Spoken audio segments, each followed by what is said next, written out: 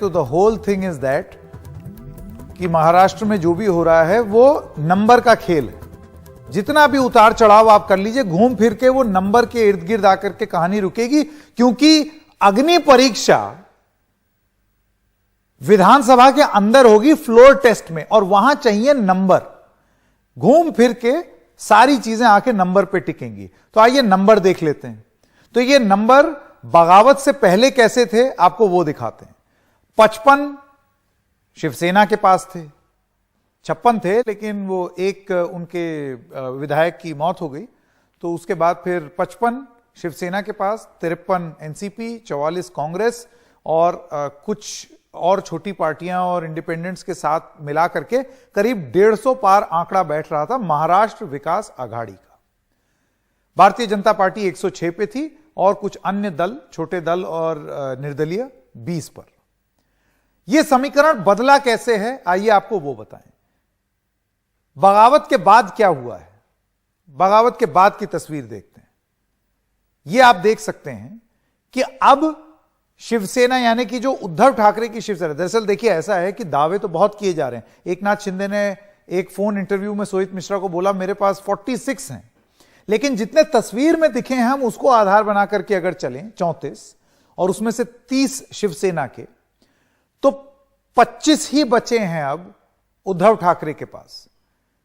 एकनाथ शिंदे के पास आज की रेट में जो विधायक गुवाहाटी में हैं वो मुंबई में उद्धव ठाकरे के दावे के हिसाब से जो विधायक है उनसे ज्यादा हैं, 30। 4 निर्दलीय हैं जो कि उनके साथ हैं, तो टोटल जुड़ के ये 34 हो जाता है। 53 एनसीपी के, 44 कांग्रेस के, 106 भाजपा, 2 समाजवादी पार्टी और 20 अन्य। तो जैसे कि आप देख सकते हैं कि 30 और 4 34 ही होता है। दावा भले ही 46 का किया जा रहा हो, क्योंकि 46 हो जाएगा तब तो बहुत बड़ी बात हो जाएगी एंटी डिफेक्शन लॉ में। आपको पार्क जाने के लिए यानी कि आपको शिवसेना तोड़ने के लिए 37 विधायकों की जरूरत है। दावा यह है कि हमारे पास 46 है, लेकिन ऑन रिकॉर्ड प्रूफ जिस बात का है वो है 30।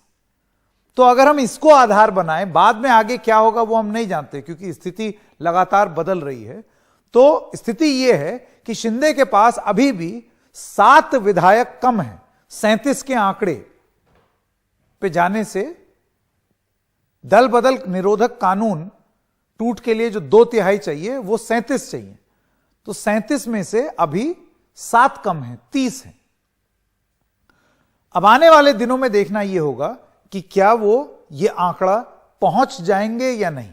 क्या 7 और विधायक शिवसेना के टूट के एकनाथ शिंदे के पास आ जाएंगे या नहीं, या ये जो इमोशनल अपील कर रहे हैं उद्धव ठाकरे उससे फर्क पड़ेगा।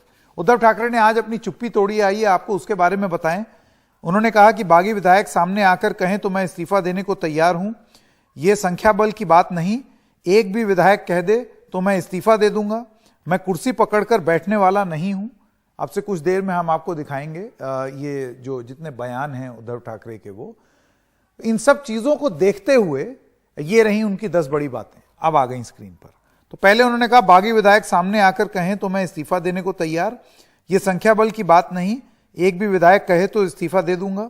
मैं कुर्सी पकड़कर बैठने वाला नहीं हूं। बाल ठाकरे का बेटा हूं, सत्ता का लालची नहीं हूं। सोनिया पवार का मुझ पर भरोसा है लेकिन अपनों का नहीं है। कोई शिवसैनिक मुख्यमंत्री बने तो खुशी, लेकिन गद्दारी ना करे। सूरत और दूसरी जगह जाकर कहने के बजाय यही बोलते कि मैं नालायक हूं। बाला साहेब की शिवसेना और आज की शिवसेना में क्या अंतर है। हिंदुत्व हमारी पहचान है, शिवसेना कभी हिंदुत्व के से अलग नहीं हुई है और मैं आज से मातोश्री में जाकर रहूंगा। मातोश्री का महत्व यह है कि वहां पर बाल ठाकरे रहा करते थे और एडमिनिस्ट्रेटिव कारणों की वजह से उद्धव ठाकरे ने वो बंगला छोड़ दिया, क्योंकि वो बड़ी सकरी गलियां हैं वहां पर और अपना काम वाम को लेकर के उनको दिक्कत होने लगी थी, तो वो उन्होंने अपना बंगला शिफ्ट किया। अब वो वहां जाएंगे। तो ये जो प्रतीकात्मक तरीके से बात कहने की कोशिश की है, जो इमोशनल अपील कर रहे हैं, क्या उसका फर्क पड़ेगा या और विधायक टूट करके एकनाथ शिंदे के पास चले जाएंगे? ये बड़ी बात है।